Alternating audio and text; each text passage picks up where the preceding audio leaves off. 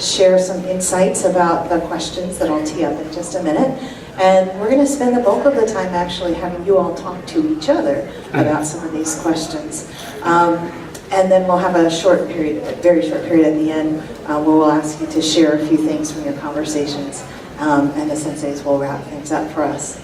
So this workshop came out of some discussion that a number of us Dharma school parents have. We, a lot of times, during the Dharma school time, especially I have a very young child, so those of us who are in the nursery room sitting around chatting with each other.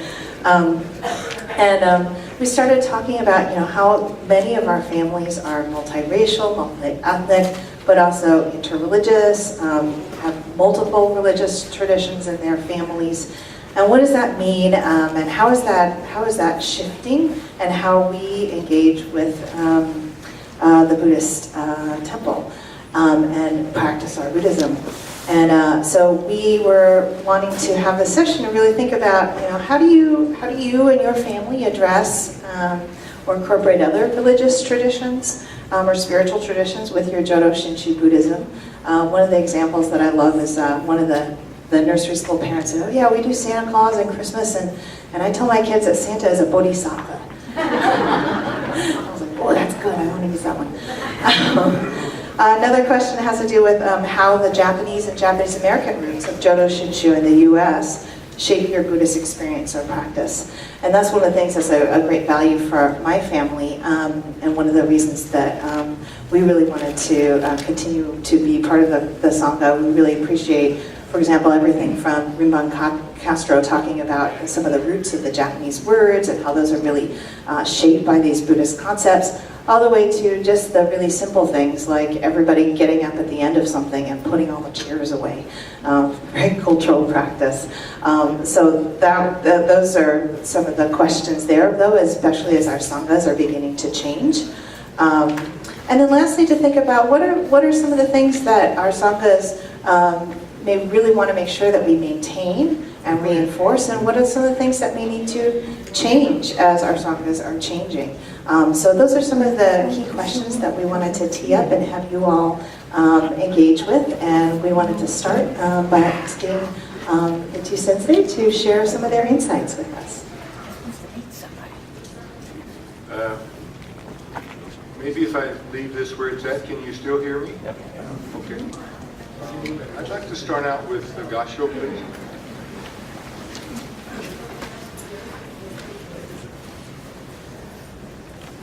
Namo Amida Butsu. Namo Amida Butsu.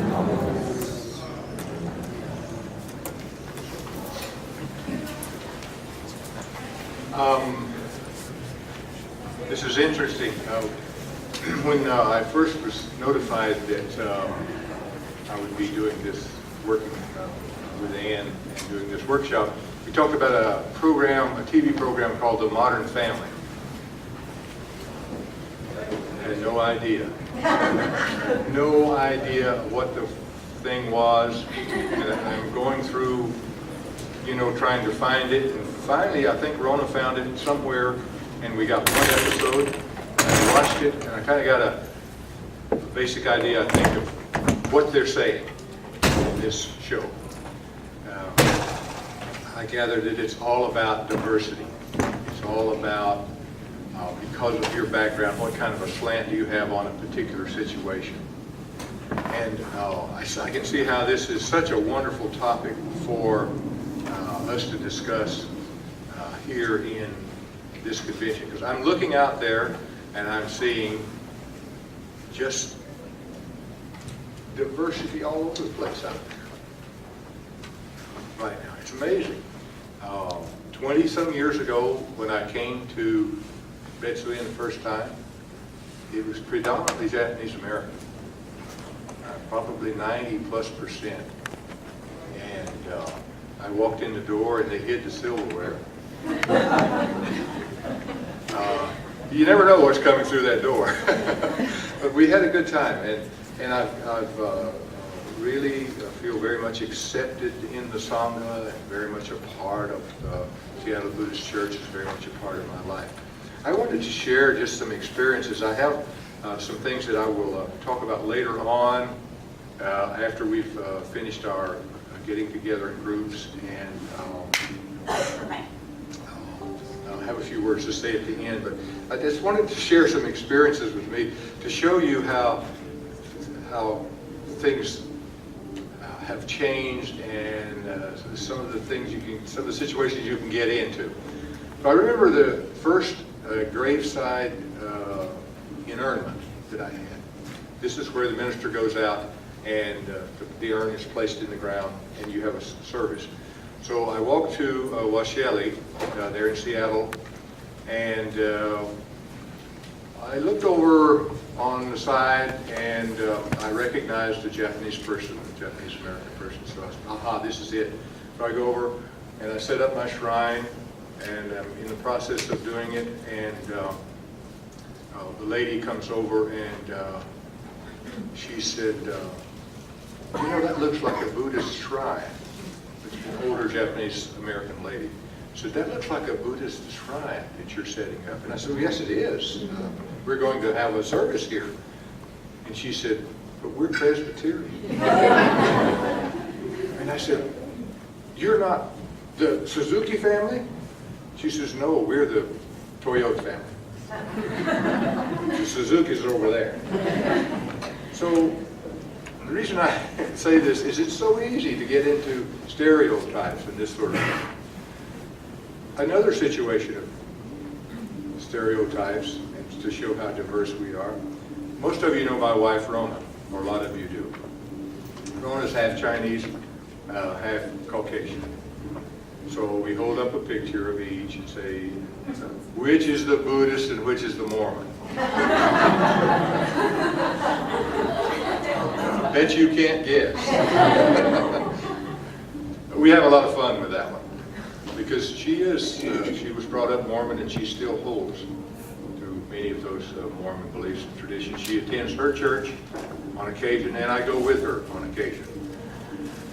But being a much better Mormon than I am a Buddhist, she spends more time at my church than I do hers. I have to give her that. Another situation that I was in recently that was an amazing situation to me, and when I think about diversity, and I'm constantly saying to myself, what is a guy like me doing here? How did I get here? Grew up down south, staunch Southern Baptist, got into the Buddhist tradition, and finally wound up being in a ministerial capacity. It's amazing that it happened. And it was amazing the other day when I did another inurnment, and I got it right this time, I think. There were only 2 Buddhists there. And it was mostly Japanese American family, but there were only 2 Buddhists there, me and the deceased. The rest had been brought up in a Christian environment. And it didn't feel strange, because we've got a lot of diversity in our temple. It was a little strange, but we did the service, and the reason I brought this up is we can coexist. This was a great example of that. We did the service, the Buddhist service, and then the family came up and said, Sensei, is it okay if we say a prayer? Of course it is. Of course it is. And this coexistence is, I think, the way that our temple is going to survive. This is the way that Jodo Shinshu Buddhism in America is going to survive, with this diverse group of people cooperating with one another, living with each other on all sorts of different levels. How am I doing on time? Well, 1 more minute. About modern family. Yeah. Music went over here. A long time ago. You want modern family? I used to look for differences. Before I considered myself a convert to Buddhism, I would look at the differences. She's the moderator. This guy don't believe in God, this one does, this one prays, this one doesn't, this one has the precepts. This one has the golden rule and this sort of things, and a lot of thou shalt and that sort of thing. And I've looked for these differences. But as I've grown, and as I have been with the Buddhist Church for these many years and been around you, I started to look for commonalities. Commonalities not necessarily in religion, but commonalities in each and every one of us. And I made a list of those commonalities. And here's a quote, which I think Dalai Lama says this quite well. He says, every major religion in the world has similar ideals of love, the same goal of benefiting humanity through spiritual practice, and the same effect of making their followers into better human beings. I could never say it any better or as good as that. And so when we see that in other people, we can be such more accepting, loving, caring towards those people. And I think that's one of the basic teachings of Buddhism. It's just that. So with that, we've got these questions. I'll ask Sensei Paul Vielle to open with a few comments, and then Ann will turn back over to you, and we'll start out into our discussion, or rather into our groups. If you would, Paul.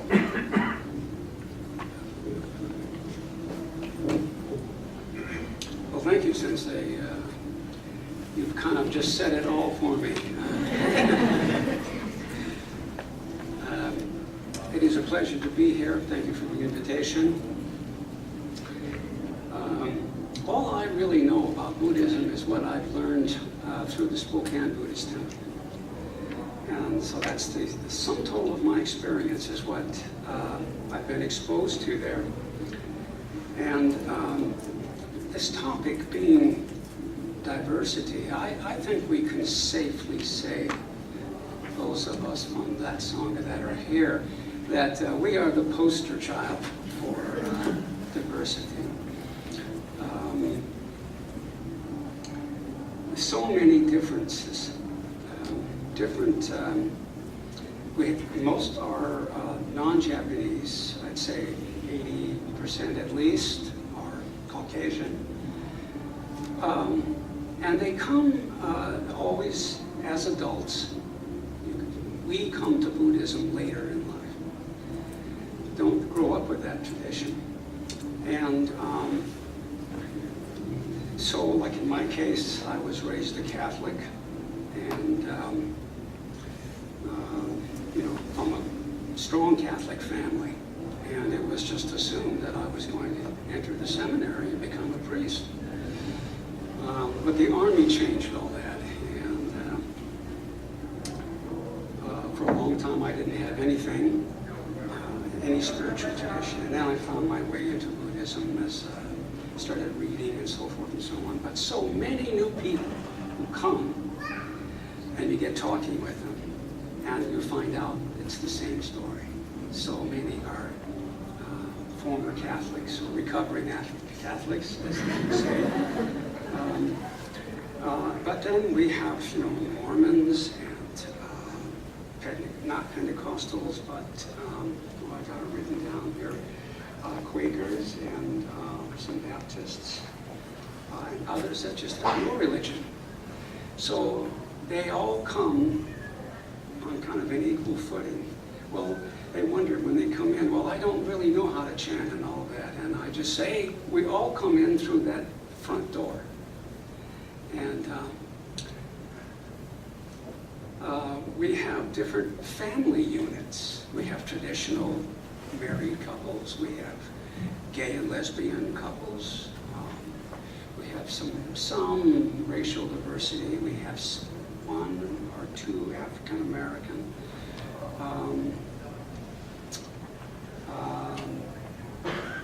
And just a lot of different things. But when they all settle, it's usually when they get serious when they start coming to intro to Buddhism classes and wanting to find out what is this Namanda, what is that about?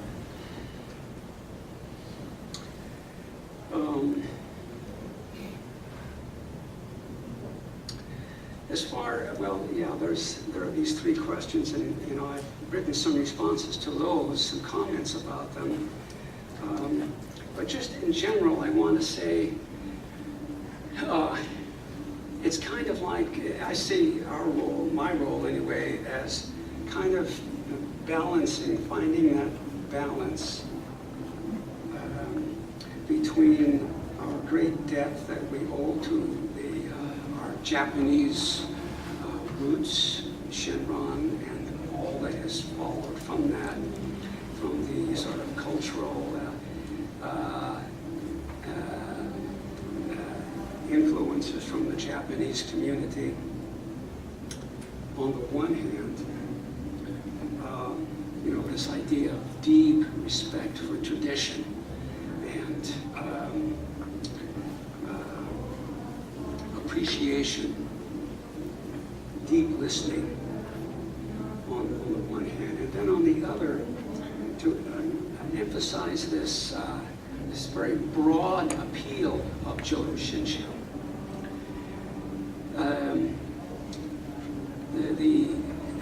The idea that I too am a Pompo, and that Amida embraces everyone, regardless of their karmic hindrances, without severing blind passions, is another thing that appeals to me.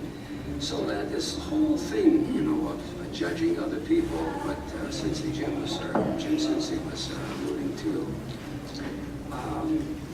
that settles on you after a while, and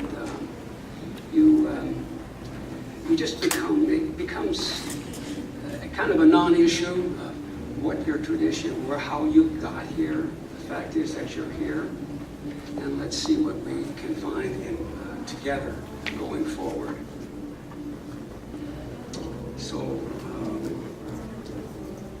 I think maybe that's kind of where I'd like to end it for now.